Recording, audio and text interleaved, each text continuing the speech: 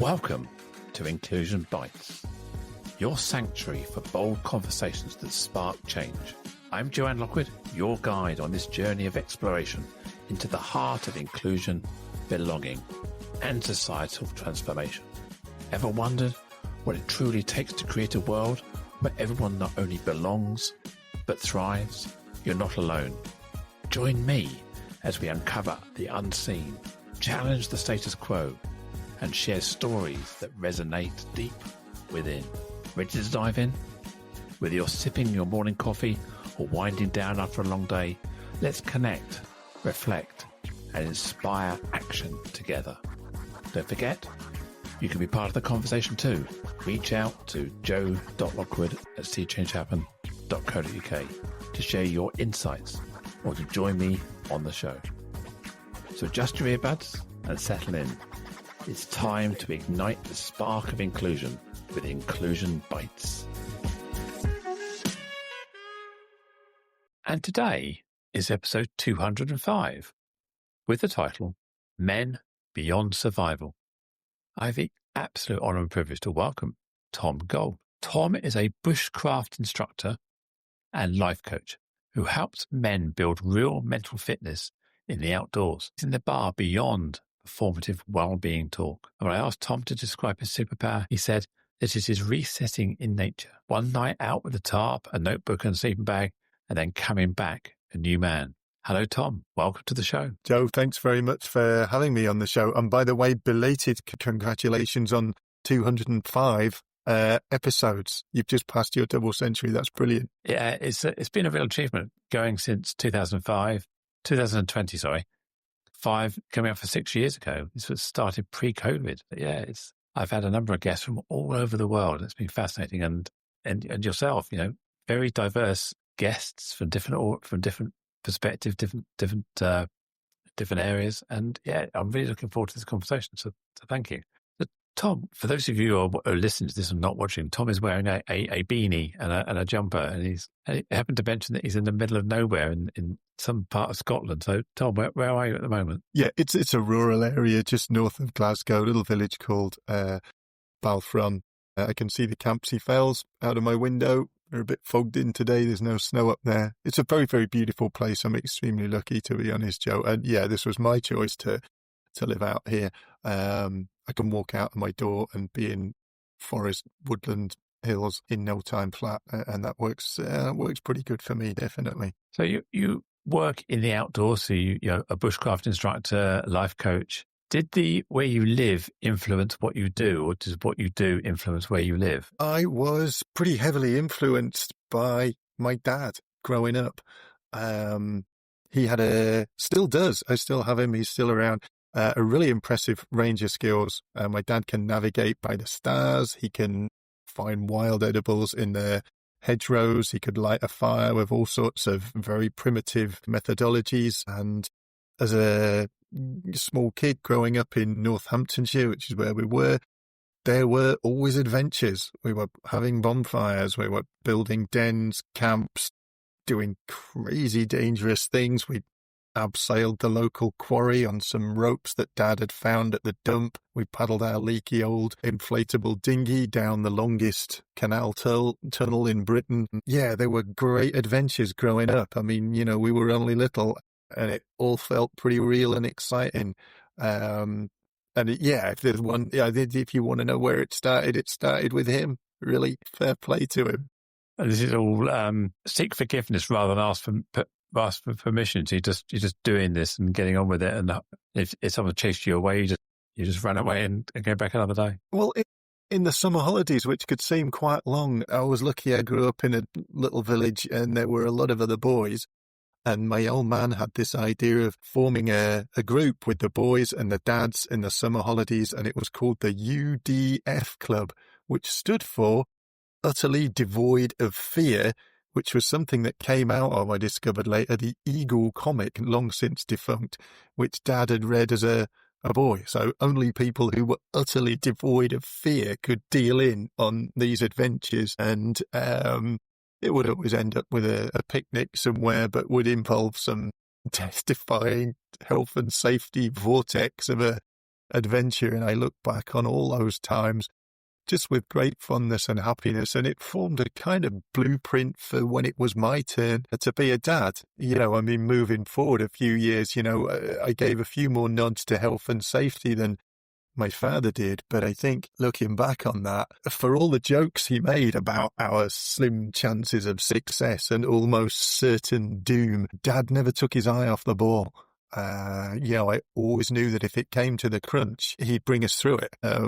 Sometimes it was a close run thing, but I learned a lot about trust that way as well. I knew what it was to trust someone, and I learned early in life what it took to elicit that in other people, what you needed to do. So yes, it was a happy childhood, and it's influenced a lot of what's happened in later years, definitely. Do we do enough of that in the modern world? I mean, having everything you're saying there, and the way you learnt those skills from your father, and you're passed them on to your sons and your children, and the work you do now. Are we living too much behind computer screens in houses, and we're not getting out there and taking risks and challenging ourselves physically and mentally in that way? Yeah, I think, your listeners and viewers will be expecting the crusty-looking old guy with a white beard and woolen hat to have some very clear views on that. And yeah, I do think there's still tremendous value in it. It can be tempered with health and safety, but the idea of the weekend or Saturday morning adventure, I think it's still eminently doable. I mean, a lot of the work that I've done in the past and continue to do with young people and with some what seem to me very young dads is empowering them with the skills to say, right, here's what we're doing this weekend. We're going to make a wee fire out here. We'll toast some marshmallows. Maybe we'll find some animal tracks, whatever.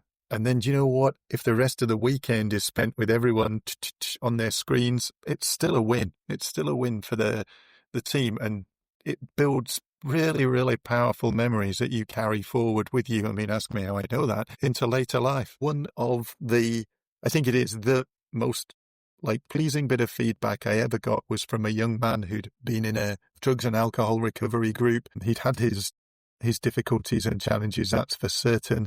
He hadn't had any unsupervised time with his 5-year-old son in 3 years, which was shocking because to me he seemed like a young guy. Anyway, as part of the session that we were doing with the larger group, we ended up making pizzas on the campfire. It just turned out that's what we were doing.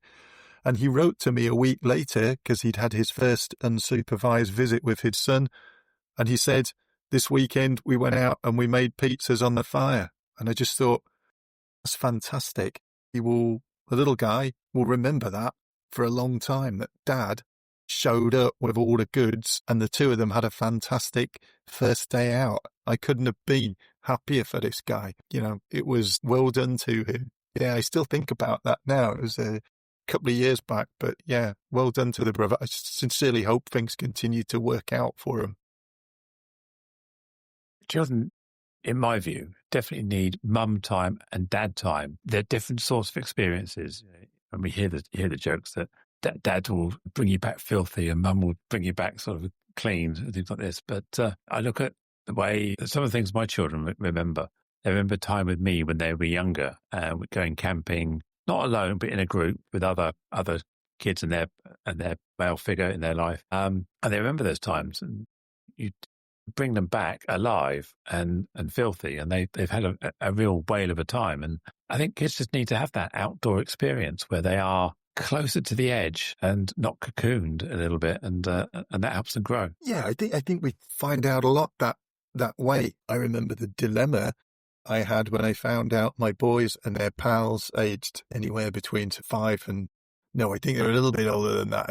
The little group aged between about 6 and 9 had been exploring a ruined castle that's all fenced off not far from here, which had involved climbing quite high, very high, into some of the windows. I mean, the whole building was condemned. And yeah, it was a dilemma for me because on the one hand, I felt that's exactly what they should be doing. They should be exploring these things and finding out what danger and a little bit of fear actually feels like. But on the flip side of the coin, yeah, the place could have tumbled down on them at any time. They were taking some appalling risks. But this is, in my view, how they develop some of those skills that will see them through later life.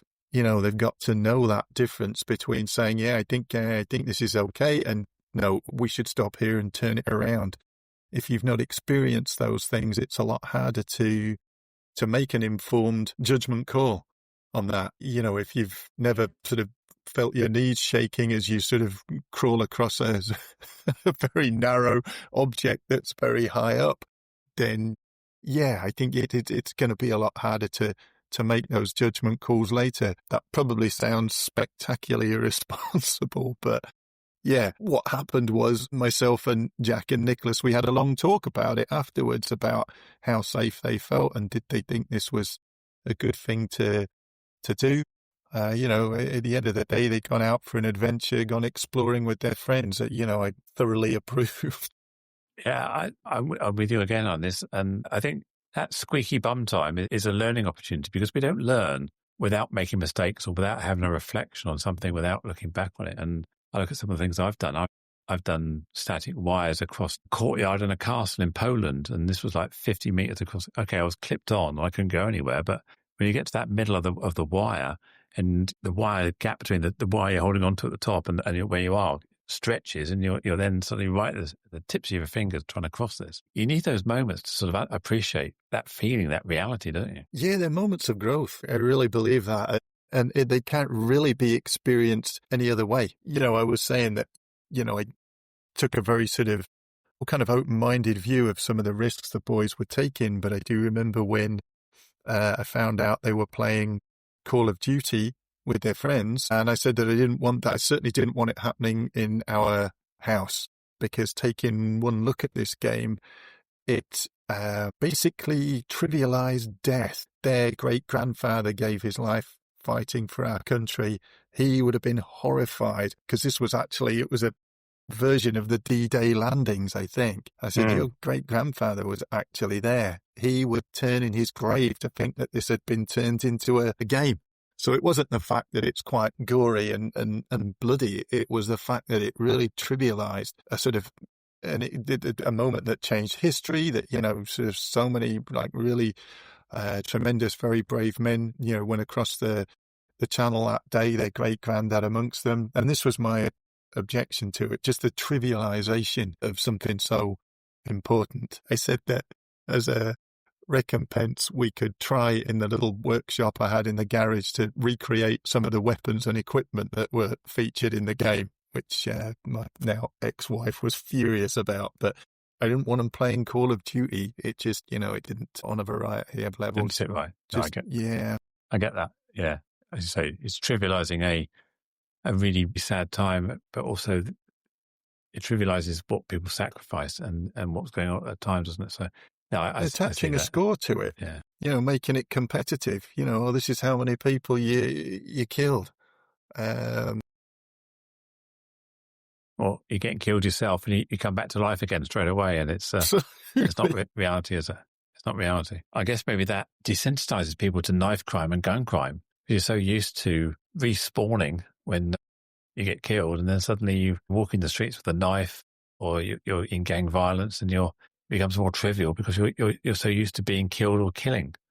Well, I do wonder if that's behind some of it. Scotland, where I live, has a long and very unhappy history of knife crime going back quite some years. I attended a session given by a youth outreach organisation in Glasgow about this sort of endemic knife crime in a part of the city called Easterhouse, which was absolutely chilling. A number of young men who were dying over nothing of any tangible value. They weren't even fighting over sort of drug territories or money or anything. Absolutely horrific.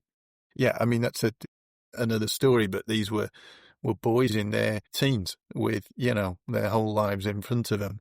And for, reasons I still don't fully understand, for some years there, it was absolute carnage. Some very brave people took it upon themselves to turn that around with this outreach program. I don't think I've ever been more impressed by anything in my life, because they could have just left. They could have just gone to live someplace else. Yeah, that was, impressive. So that might be a bit of a tangent, Joe. No, not at all. It's worth exploring that. One of the things we were talking about before we click the record button is that you were struggling to come to terms with the fact that your boys, which we've been talking about, have now become men. What do you mean by that? Yeah, I always wanted to be a dad. I'd always wanted to have sons as a first choice. I think I would have done a pretty good job if I'd had girls, but I feel exceptionally lucky I had two fine, healthy little boys. They're 18 and 19 now. And based on the blueprint I got from my dad, we spent a lot of time doing, crazy things. And we went on lots of adventures in our canoe and the lochs around here. We built dens, we lit fires, we camped out with their friends. And it was a lot of fun, endless nonsense. And also that role of being their dad, when their mum and I split up and I moved in here, the house it looked very, very sad. It hadn't been lived in for a long time, and it was nothing like the place that their mum still had. And I said, our job here is to make this into the coolest house in the street. So, that is our mission. So we're going to make furniture, we're going to redecorate, we're going to do a lot of this stuff. And it felt like a bit of an adventure. We even had a long discussion about what we should call it, and we came up with the Awesome House as its sort of official name, which they're very embarrassed to be reminded about now in front of their friends. And yeah, they've both moved on, and that is sad. I have recollections of the crazy stuff we did, and I realize that's a chapter that's now closed. They turned right in front of my eyes into confident young men. And now they're running their own thing. And yeah, that's been a little bit difficult sometimes. And I have to be very conscious, when we're together, not to be constantly harking back to those times, which for them are now the sort of dim, distant past. For me, they're some of the happiest moments of my life. And that can be a little bit difficult. And for reasons I'm still not absolutely sure about, I still worry about them a lot.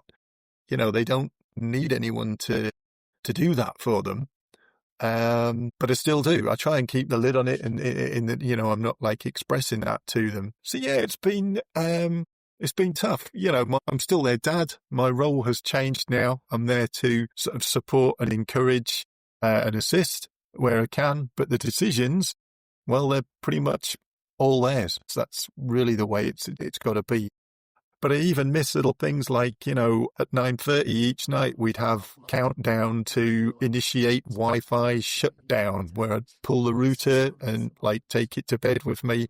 And there'd be this, big countdown, or sort of pizza nights when we used to make our own pizzas, or what they christened sad Chinese, which was when the Chinese takeaway, which we didn't use very often here, shut. And I said, well, hey, don't worry, I can do Chinese. Anyway, it was christened Sad Chinese because Dad had made it. Yeah, I miss those things a lot, but, I got to remember that we did most of it in order to encourage them to be the independent men that they are now. So, yeah, this was the trade-off.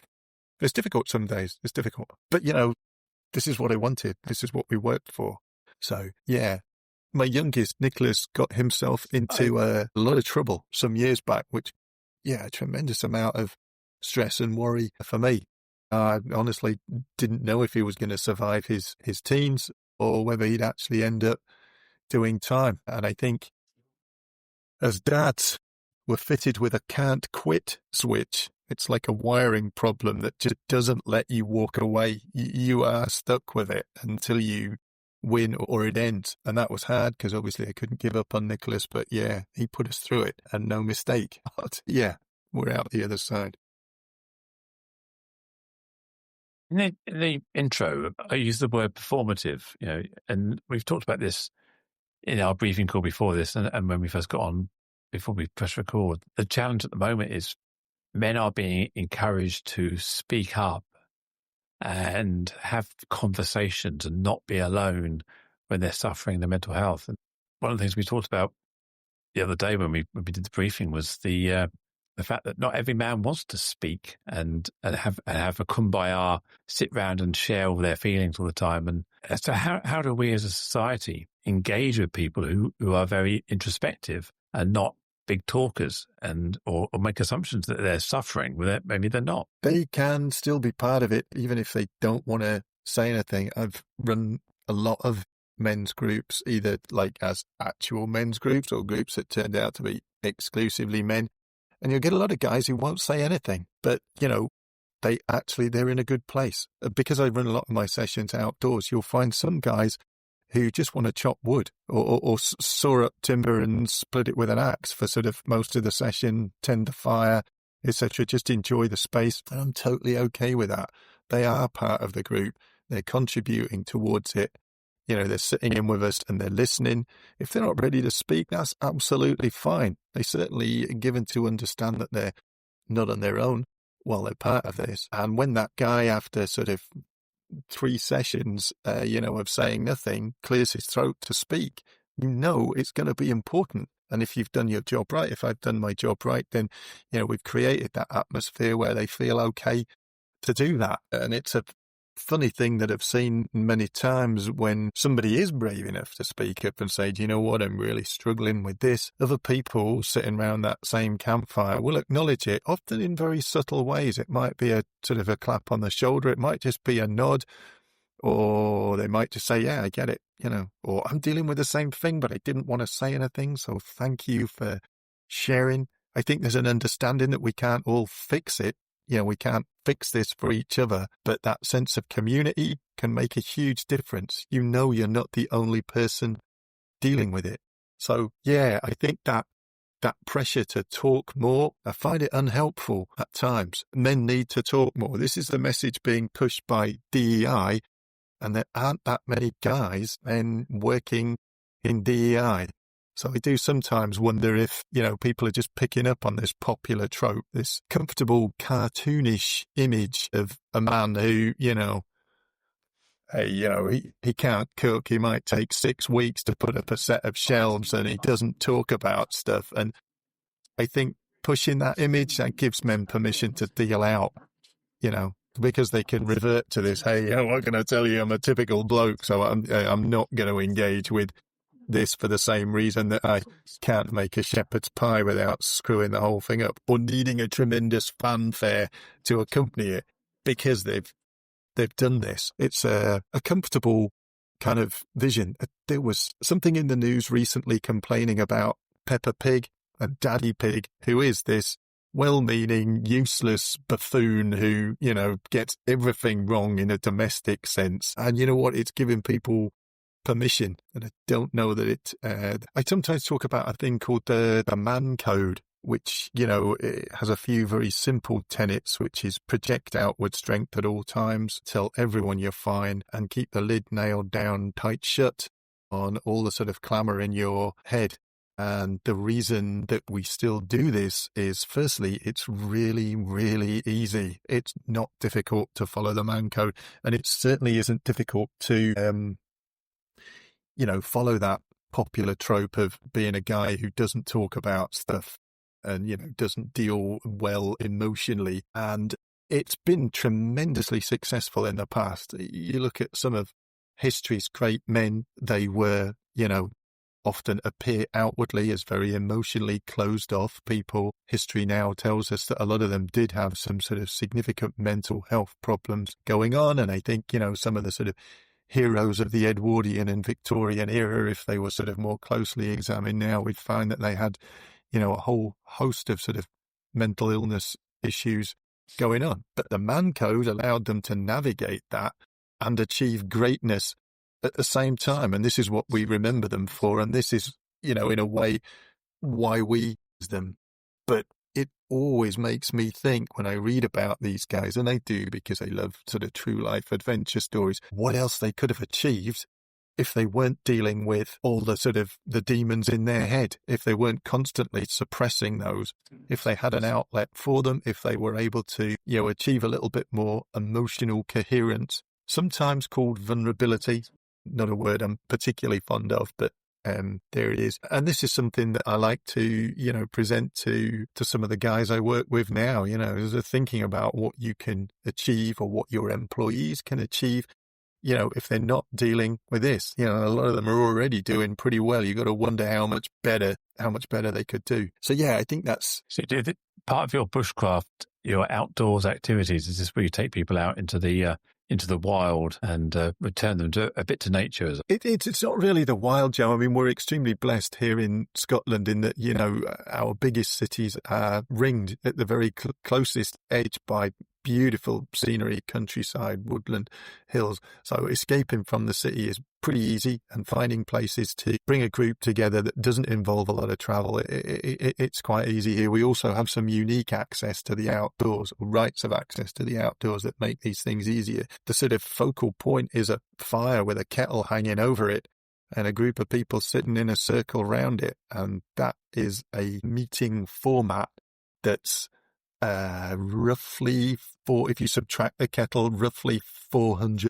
That's when it's now believed the first early Neanderthals were deliberately creating fire as a sort of focal point. And we can see, minor digression here, we often think of the discovery as fire as leading to cooked meat, which enhances the protein uptake and makes you more intelligent, using fire to harden wooden weapons and later to create metal.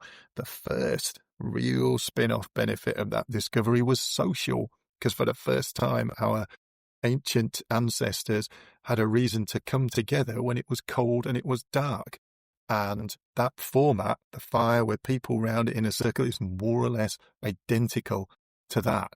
And I think somehow we have some sort of genetic memory for it, which is why I've never had to tell a group of people to form a circle around the fire. Everybody knows that bit. There will always come a point in that session where no one's saying anything and everyone's just looking inward at the fire. It's a very captivating thing to look at, particularly as it gets dark and you watch the sparks twist up into the night. It's a great thing, and it's worked for 400,000 years. So creating that environment, very, very straightforward, and it's a real pleasure to share the skills that go into doing it, because this is something I want them to take away and use.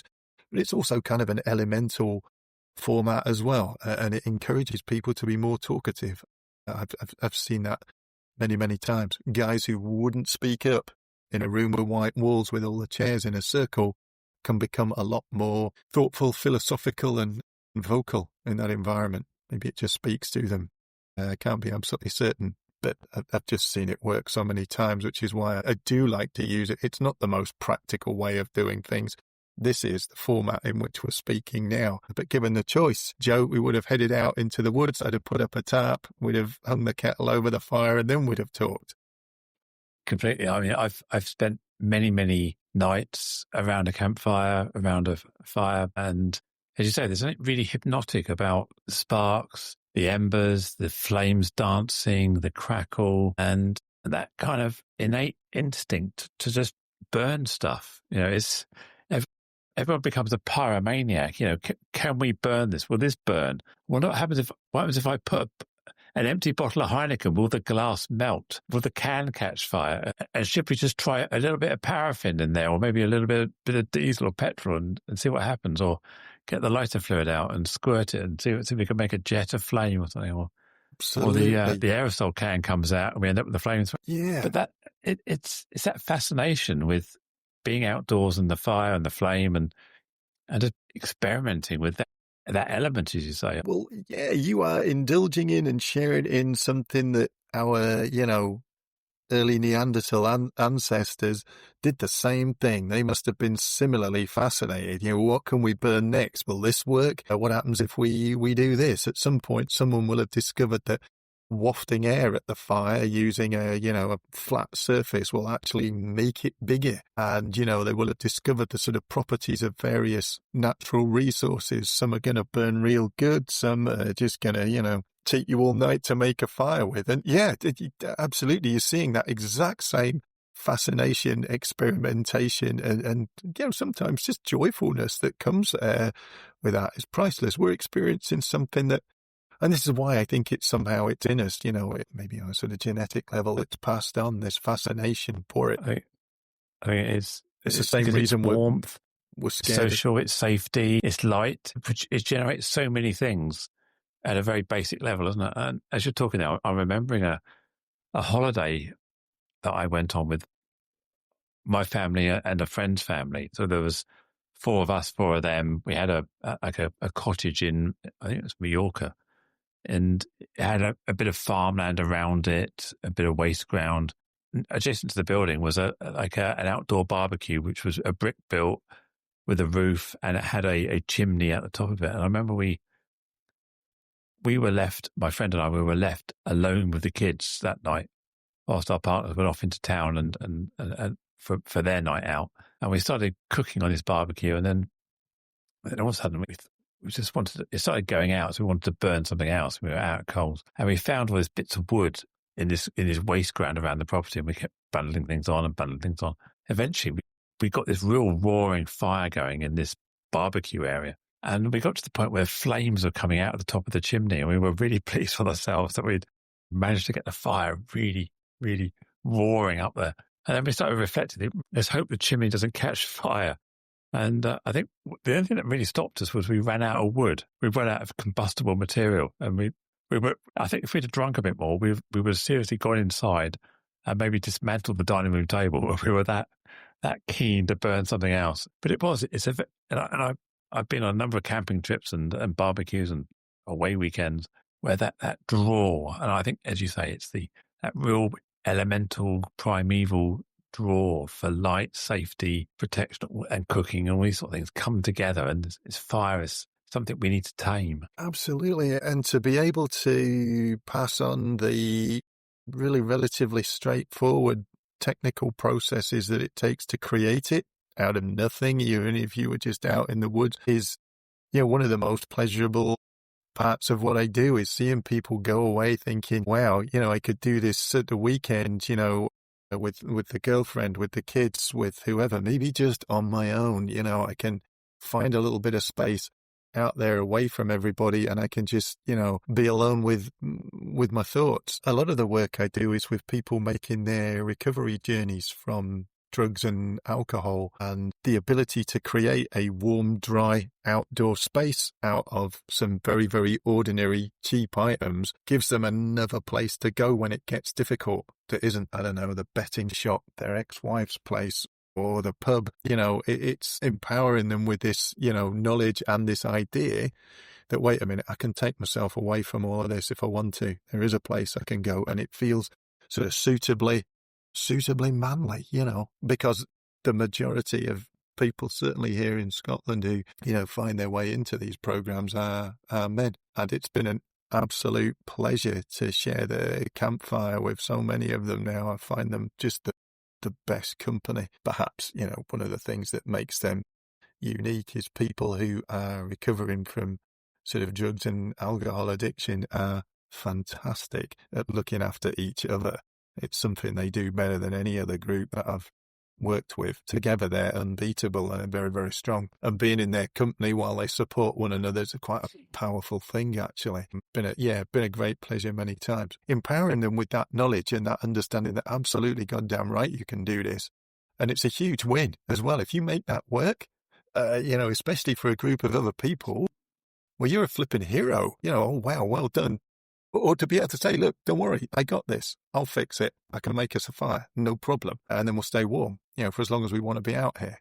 That's great. You go home as the guy who did. And if it's been a long time or a while since you last had a win, or you had people saying, well done, thank you, then that's huge. Hopefully makes people think about other areas of their life where they can show up, similarly. It's a problem sometimes is when we're getting into these conversations, do we want to try and fix the people we're talking to? And I hear a lot of the time where it's really hard to just talk without somebody trying to cure you or give you a solution. Absolutely. And is that why people don't want to talk? Because they don't need fixing. They just want someone to listen to them sometimes. I couldn't agree with you more. I mean, going back to when my youngest was getting into a lot of trouble, it was causing me a tremendous amount of stress. It was putting a big strain on my relationship. And I had a lot of people, in the end, I was very careful about who I told about this, because people who were very close to me, friends, were saying, well, here's what you need to do, or this is what I do in your shoes, or what I think you need to do is, or I wouldn't put up with that. And none of it was helpful. Absolutely none of it. But this is kind of a a blokish way of addressing another man's problems, to offer comparison and advice. We can do a lot more by active listening, perhaps an acceptance that you can't fix this straight away, but you can show up for that other guy, because just physically showing up for me is 90% of it. You go to see that guy who's struggling. You don't have the answers, but he knows you showed up, and it counts for a tremendous amount. Trying to understand the problem rather than constant sort of advice and sort of comparison, which I found extremely unhelpful at a time when I was already very stressed out. But yeah, I mean, that's a fantastic point you make. I don't know if you'd agree, but I think that's a sort of typically blokish way of trying to help another man, is by advice, as if it was a blocked sink trap, or a faulty carburetor or whatever, or a radiator that needed bleeding or something. It's not always the same. I appreciated the support, but I couldn't make use of any of it, really. Yeah, because we joke about mansplaining, men explaining things to women, but men explain things to other men. It's not just, it's almost like an ingrained habit or way men are brought up in order to know what they're talking about, be in control, having an answer for everything, being the protector, being the provider. And that pressure, so you almost like you feel like you have to have an answer. And if someone's coming to you saying, "I've got a problem," I can fix it for you. And it's not just men mansplaining to women, as I say. It's men wanting to show that they have a capability and a value in this world. Absolutely. I remember it wasn't long after I moved in here. I'd just split up with the boy's mum. My life was in an absolute turmoil. This place just looked terrible. It hadn't been lived in for a long time. I had the boys round that weekend, and my dad and his partner decided to visit to help out. Well, gosh, it was difficult. And I thought, now I've got to keep them occupied as well. So I said, right, we're going to build a boot bench for the hall. And long story short, my stuff was in such a mess. I couldn't find any of the things that I was looking for, and I was trying to keep everybody occupied and happy. And I was in a very, very sort of precarious state myself at the time. And I went into the garage to look for some screws, which I couldn't find because it was just piled up with boxes. And for the first time in my life, I just sat down on the stool in the corner, and I just didn't know what to do next. For the first time ever, just couldn't think of anything. The next step had just completely eluded me. Everyone was probably wondering where I was gone. I don't even know how long I'd been there when my dad came in and found me, and he didn't have any words. He just put his hand on my shoulder. That was it. And that's showing up. He couldn't fix this for me. He'd come to help. I really appreciated it. But actually his, assistance was, he just came and stood next to me, just put his hand on my shoulder. You know what? I got it. Thanks, Dad. Let's get back to it. I'll find the screws. That knowing silence, isn't it? Is that yeah. Just knowing that you know that I know that you know that I know. We don't need to say anything about this. It's just absolutely. That. Yeah. The grunt. You know what?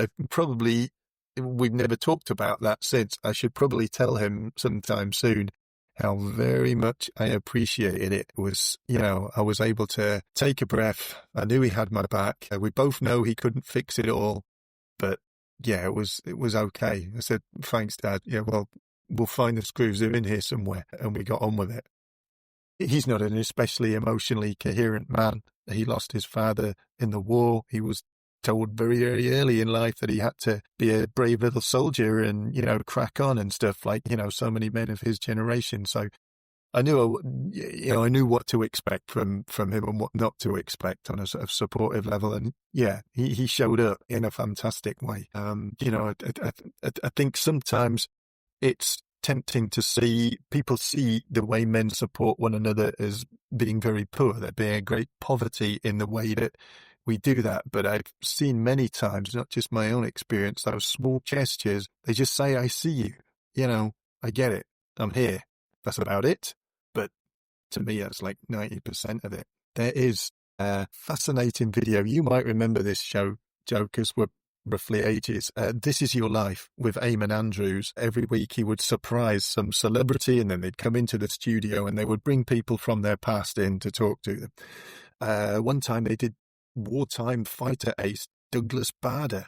a man who was very emotionally... Tin legs. Yes, Tin he legs lost himself, both his legs in a flying accident before the war, then went on to be this tremendous hero. He was a sort of cold, emotionless, appeared to be a cold, emotionless sort of fighting man, who just had his job to do and stuff, and yada, yada. But they brought in members of his old squadron, and it's worth looking it up because it is on YouTube. The way they greet each other, these aren't emotionally coherent men at all. They're almost cartoonish by today's standards in their inability to discuss their feelings, because it's something that they never did. But if you watch the video, you can find it easily enough. The way they greet one another is massively significant. They shake hands, they incline their heads towards one another, and there's an arm clasp on the other hand. And to me, it's conveying a great depth of understanding and closeness. They'd shared horrendous times together. They didn't hug each other. They weren't those sort of men. And there wasn't any sort of gushing, tearful, God, it's so good to see you. None of that was present. But for someone who, I don't know, knows what to look for, or for someone who believes that men don't communicate with each other very well, watch that. You can almost feel it. There's such a depth of emotion in there. It's special. Very, very interesting. To me, I found that interesting. And it speaks to the way men will often support one another in that showing up, clap on the shoulder. I'm here, mate. Yeah. Maybe not many words being exchanged. Is it important? I don't know. To know that people have your back is important. So, yeah, I mean, for your viewers, if they want to look that up, they'll find it. Well, I reflect on sort of the two halves of my life, the male-dominated life and now the female-dominated life post-gender transition, and the conversations amongst in all male groups and the conversations in all female groups. You can tell the difference. There's a complete polar opposite, and women groups that I'm part of will often talk about the feelings, the challenges. They want to sort of share and support each other, whereas male groups I'm in tend to talk about stuff, football or car or what they're doing here and there, and it's more of a nod and a yep, and there's less emotional giving in male conversations, and I really see the polar difference. I find it personally much easier to be in female conversations where there are emotions being shared and there is more depth. And I find sometimes going back to spending time with my male friends, I come away feeling unsatisfied because it's been very transactional, it's been okay, but there's been no emotional sharing. And there's definitely, without going into stereotypes, there's a definite difference, which is why I'm a strong believer that you do need male-only groups and female-only groups to be able to communicate in the way that makes sense for that group. Since you mix the two groups together, conversation changes again. Yeah, everything it ends up in the middle. Everything changes. Yeah, the men's group is it's a subtle, fragile thing. Yeah, absolutely concur, Joe. It can be very transactional, without the emotional content, unless it's people talking about stuff they're angry about. That's usually quite sort of... Yes. You'll probably hear that. But on the other levels, not so much. But I do believe that, that sense of community, getting that right, making that happen first, I do believe that's the greater part of it. And it's what so many men are missing. The stats tell us that, our dads had a lot more close male friends than we do in this generation. And that's, that number's only getting smaller, the number of men who actually say they've got close friends in the first place. I can't remember them all here, the stats, but it's not great, and it's still dwindling. So being able to create that space is difficult, but it's very, very, very important. And there's always a fear, I think, amongst men that they're going to be asked to do odd stuff like gongs, robes, role play, or group hugs, or if it's a men's group. And there are groups that, a lot like that. But, for me, it's a lot more straightforward than that. An inspiring setting, a group of guys, something to actually do physically, even if it's, just taking down the timber to make that fire. And these can be priceless times. Fascinating. And there's perhaps not a sort of, a great depth of emotional content, but it's community at the same time. And it's just so important. You said there that men feel passion when they're something to be angry about. Are we seeing a rise in male disenfranchisation from from the norm, if you like. You see patriotism with flags and roundabout painting, the St. George's Cross, people get behind that. Maybe borne out the fact that it's hard to be proud to be English. You can be proud to be Scottish, you can be proud to be Welsh, you can be proud to be Irish, but can you be proud to be English? And unless you're supporting a football team, but in the general run. And then you're seeing people who have a flag they can wave because they're queer. What can a white man wave? People have Ukrainian flags and Palestinian flags, but you can't have this, you can't have that. And you see the rise of the incel movement, and that's showing that men feel disempowered or emancipated in using their masculinity. Is that what's going on in the world at the moment? Yeah, I'll try to answer that on a few levels, Joe. Firstly, the flags thing's been massively divisive, and whilst the St. George's Cross can be a very divisive emblem. Here in Scotland, we have the Saltire or the St. Andrew's Cross, but you can go through parts of Glasgow and see them flying on every lamppost, and they're there for the same reasons that, we're seeing painted roundabouts and stuff in England. It's just that in Scotland, the Union Jack or the George Cross has sort of political connotations that speak to the sort of Protestant Catholic divide that exists in certain parts of Scotland in a very, very clearly divided way. So they choose the saltire as a sort of symbol that unites, if you like. And I can remember furious rows online, which I tried to stay out of following the Unite the Kingdom march. There were pictures of young guys draped in flags, and they'd stopped at a street vendor stand who was selling falafel and samosas, and people were saying, "Oh, have they even noticed the irony? They were on their way back from the cricket. Nobody would have turned a hair."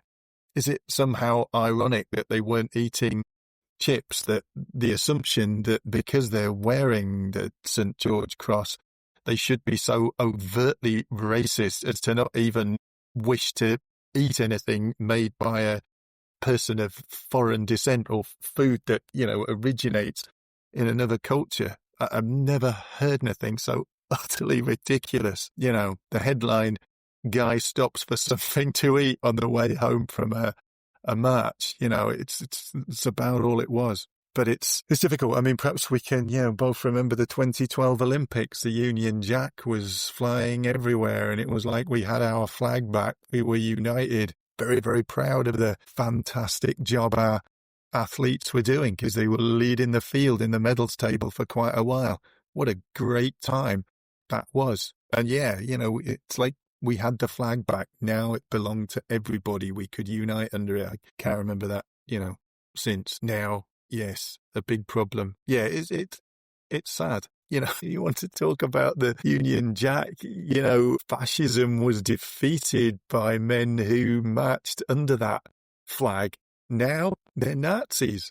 I mentioned earlier my great-grandfather, he would turn in his grave as well at the thought that, after giving his life fighting the Nazis, they had now been reinvented as the sort of the bogeyman in the country he was fighting for. It's sad, the flags thing. Do men have an identity to gather under? No, I suppose not, actually. Tricky. I went to a diversity event in Edinburgh just a couple of weeks ago, and out of 45 people, I was one of 3 men in the room. If we're not part of the conversation, we're not likely to reap too many of the benefits either. That's going to be tricky. It's interesting you say that, and I'm well aware that most of the conversations I have with people tend to be women and people who are not white. So maybe you get black men or brown men in the room. It's very hard to engage the average typical white man in conversations, because I don't know, because maybe you have an inkling, but it seems to be that the conversations aren't relevant to them. They're not brown, they're not black, they're not this, they're not that. And all the initiatives in D&I seem to be promoting women, promoting black people, promoting queer people, whatever it may be. Who's there fighting for the white man? Is that the problem, that people go, well, can't be for me then, can it? Yeah, perhaps part of the problem is that, the white man is always by definition fine, obviously, even though, he's coming home to teenage children who no longer speak to him, or a menopausal wife who he doesn't fully understand. He's under enormous pressure at work, but he can't say anything about that because he needs to show up as a competent, capable team member, and he doesn't have as many friends as he used to. Yeah, really difficult. You know, if you put all those characteristics together, you'd think, yeah, this is probably someone who needs some help. And he's being told that he needs to be an ally to everybody. Absolutely. Yeah. What if you're not actually in a position to support other people right now? This assumption that your part of your role now is to help dress a gender imbalance in this business, in this company, whatever, by mentoring women so that they can be better represented on the top floor. Yeah. What if that guy isn't okay himself? What if he's struggling? Yeah, that's tough. But it would be a brave man to put his hand up and say, do you know what? I don't want anything to do with this. That's going to end badly. Been hearing more and more recently about the modern workplace's unreadiness for the influx of sort of non-politically aligned but right-wing leaning young men who are leaving school, who are in university, and who will be beating a path to a workplace that is not ready for them, one that's geared to every other group but them. I think we're going to see some interesting, what would you call it? Exchanges, just in collision of views, ideology, full and frank conversations. Yeah. I think they need to be wise to this. A lot of the young men that I meet and work with do have, non-political right-wing views. They have so little faith in sort of politics. Perhaps they inherited it from their parents, that they're not actual party politics, doesn't interest them. But, highly charged political issues do. And we're seeing this. This is why we're seeing people like Andrew Tate, the incel movement, the United Kingdom, Tommy Robinson, these kind of figures that are giving people that belonging. People are listening to their voices and saying, I see myself represented. And that's what, even though they're maybe not politically aligned, but they are emotionally connected to these messages, aren't they? They are. And I think, I see a lot of this just not far from here in Falkirk is the Cladhan. It's a asylum seekers hotel. It's been the focus of a whole series of increasingly angry demonstrations recently, and a lot of angry young white men my son's age involved in it. Somebody is speaking to them. Someone's saying, look, we need you. You're included. That's worrying. I think the Andrew Tate thing, he is offering something else as I see it. I watched quite a lot of his content because my youngest son got very interested in Andrew Tate. So I thought, well, I'll try and understand who this guy is so we can have those conversations. People think that he's selling sexism, misogyny, and just this really unpalatable version of a man. But I think what he's actually selling is freedom. If you make enough money, if you get yourself to a certain level, you can do and say exactly what you want. And he embodies that in everything he says and does. I think it goes way beyond the, your woman's there to cook you a steak. It's I don't know, it's beyond that. It's getting to do and say exactly what you want. And this is exactly what he does. Yeah, you don't hear so much from him nowadays, but it's an absolutely fascinating guy. You can see the appeal. He's offering a blueprint. Here's the steps, guys. It won't be easy. In fact, it's going to be really difficult. It's going to cost you a lot in terms of relationships, friendships. But, the reward is this, a guy who can, You need to be an alpha male. You need to behave like this, act like this, and you will get whatever you want. Yeah, you will be untouchable.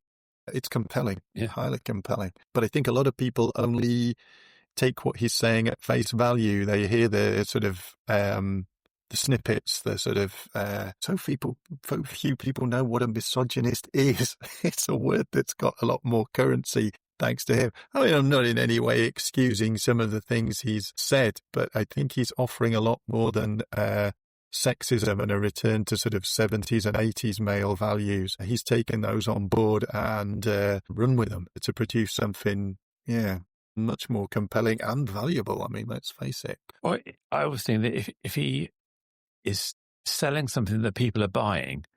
They're buying it for a reason. They're disenfranchised with the status quo, with whatever's out there. So it's understanding why they're buying his brand, to understand where in society we need to reconnect and understand what we're missing. And I think that's what we've been doing. Too busy focusing on maybe this DEI, everyone's welcome, but forgetting about the people we're leaving behind who don't think it's for them. And no one is talking directly to them. And that's what we're doing here. The Andrew Tate characters, people who have these Tommy Robinson views, they're speaking to these people. Even Trump in the US is speaking to a group of people who feel they're not being connected with in the other view.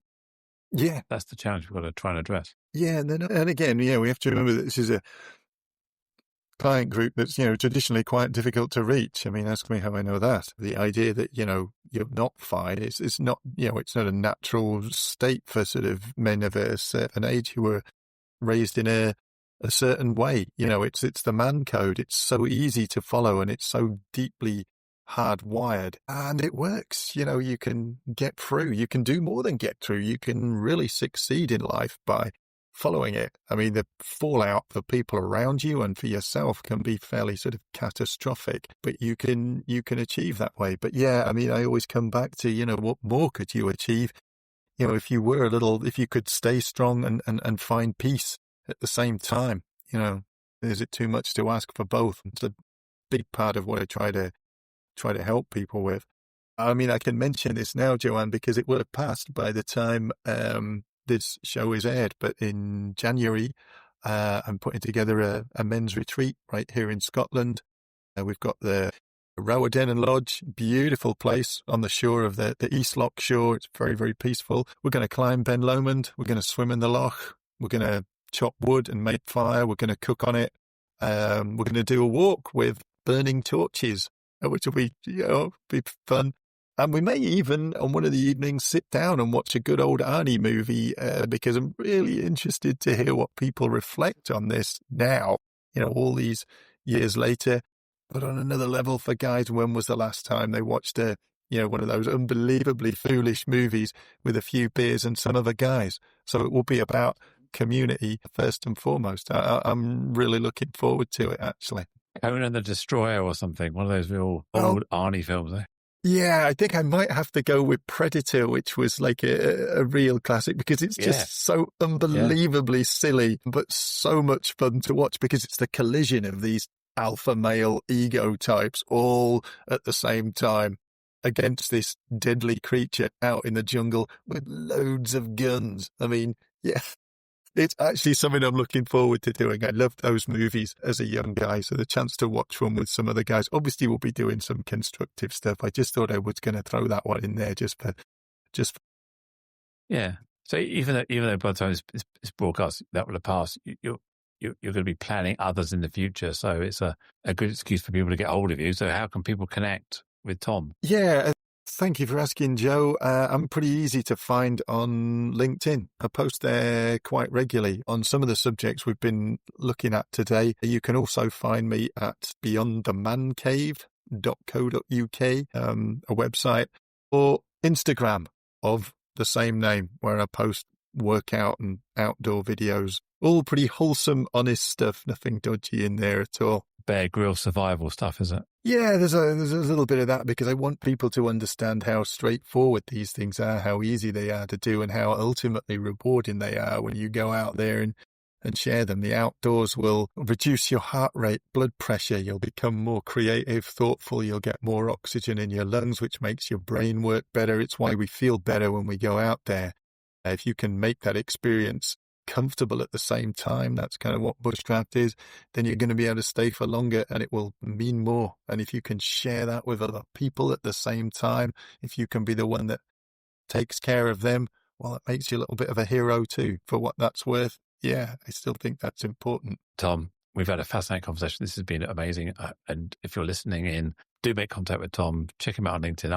I've been following and connected with Tom for a little while now, and it's probably how we really got engaged in this episode, just to saw Tom post a few things, and I said, Tom, let's come and talk about this. So that's why you're here. So brilliant, absolutely fascinating. Thank you so much. Well, Joe, can't thank you enough for having me on on the show today. Really appreciate, and I'll look forward to seeing it in a few months' time. Well, by the time I'm saying this, it will be that time. Thank you. As we bring this conversation to a close, I want to express my deepest gratitude to you, our listener, for lending your ear and heart to the cause of inclusion. If today's discussion struck a chord, consider subscribing to Inclusion Bites and become part of our ever-growing community, driving real change. Share this journey with friends, family and colleagues. Let's amplify the voices that matter. Got thoughts, stories, or a vision to share? I'm all ears. Reach out to joe.lockwood@seechangehappen.co.uk and let's make your voice heard. Until next time, this is Joanne Lockwood, signing off with a promise to return with more enriching narratives that challenge, inspire, and unite us all. Here's to fostering a more inclusive world, one episode at a time. Catch you on the next bite.